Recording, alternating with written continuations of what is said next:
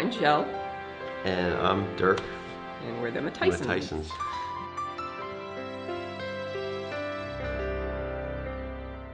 Tysons. We've been married for 30 years, and we have 3 children.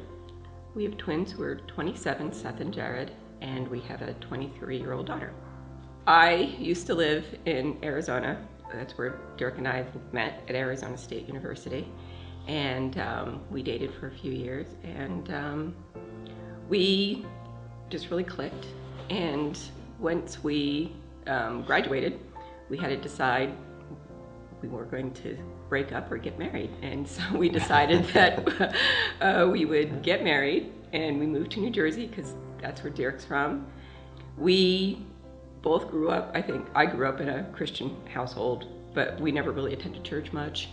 And we both knew a lot of couples who seemed very fulfilled and happy in their marriages, and we just wanted something to connect us, I think, a little bit more. Yeah. And so, Dirk, you became a Christian just before we got married? Yeah, when I was going to Arizona State. Yeah, and just through, one woman who talked to me about being saved in the summer, and through Campus Crusade for Christ, asked, Jesus to be Lord and Savior out in Arizona. Then had to explain it to my folks, who said, that's nice, I'm glad you found that. After 3 years after we'd been married, we had our twins, and I hadn't yet been baptized, and so we were like, so on the day that the boys were baptized, I was baptized as well in Crossroads Community Church in Flanders, is where we attended for like 28 years. Yeah. So we were very involved with the church there. It's a Christian Reformed church, and really enjoyed it and met a lot of people. We connected there because there were a lot of people our age who were newly married, young kids, and so we really connected with that group. But as it went along, everyone moved away and things kind of fell to the side, and so we decided that we needed to find a different church. Did a lot of church shopping, I guess, here in Chester and Long Valley, and met some great people and saw some great churches. And last year, our daughter, Tyler, was diagnosed with cancer. And at first it was very scary because we didn't know anything about it, and we didn't know what her prognosis was going to be. And it was amazing, just the support and love and prayer that we got from the people here, even though they didn't really know us that well. Absolutely. It was just overwhelming. And so when we really believed, that really helped us and her through the whole process, and it was really difficult, but we're really glad that we had that support and we really felt it.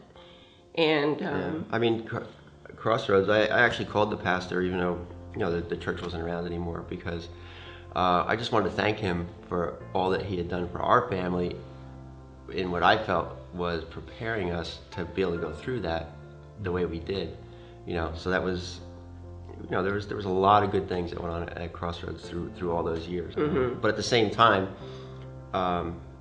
there was just a huge amount of, like you said, support, mm-hmm. and just people praying, and just you could really feel that this community of believers was behind you mm-hmm. in your situation. So that was, and the men's group is great too. The guys on Saturday morning. For me, that's really important.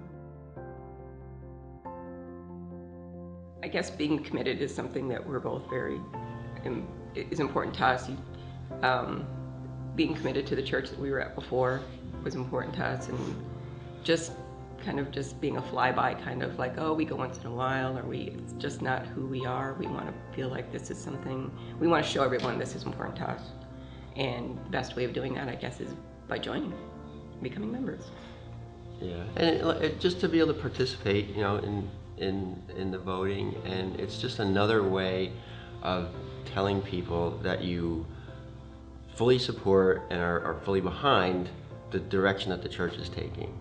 I guess it's a way of saying, I like the direction that the church is going. I like what it looks like the church is going to be able to accomplish, and I want to be part of it. Mm-hmm.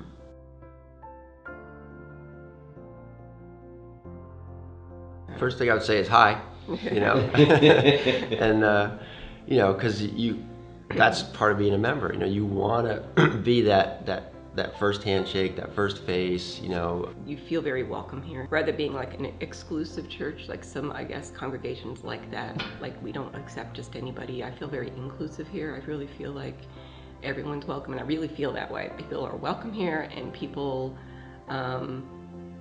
want you here.